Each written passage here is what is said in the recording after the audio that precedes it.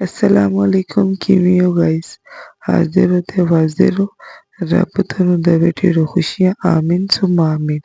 अज आपां kitchen bye Fatima च बनावांगे बहुत ही मजे दे बच्चों दे पसंदीदा विप क्रीमी बंद मिनी सॉफ्ट।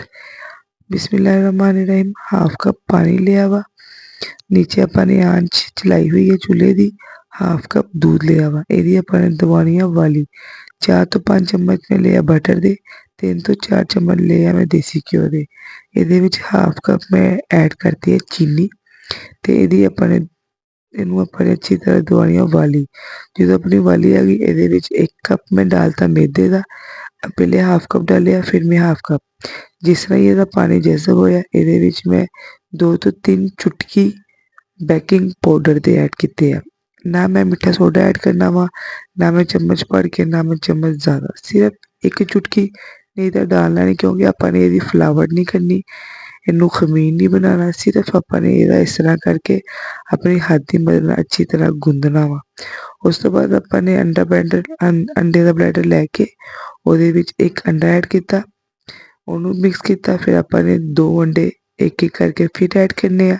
एक आपाने जर्दी निकाल लेनी है ते 2 अंडे पूरे ते 1 सफेदी। 3 अपने अंडे ऐड करके अपने ब्लेंडर के नाल अच्छी तरह मिक्स करना। जिस तरह मेरा बैटर है सॉफ्ट सिल्की समूदी इदा थोड़ा बैटर रेडी होगा।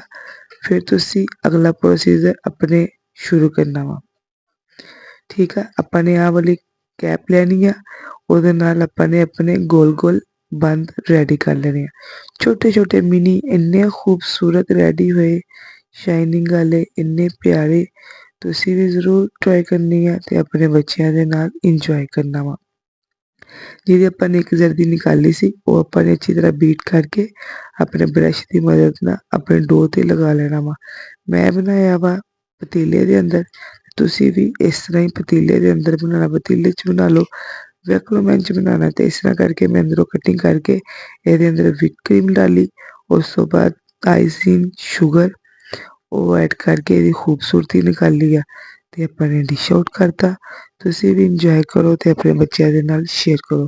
अगर ਤੁਸੀਂ मेरे चैनल ਤੇ नवे हैं तो जरूर सब्सक्राइब लाइक कमेंट फॉलो लाजमी। ओके, अल्लाह हाफिज़, अपना ख्याल रखो। ठीक।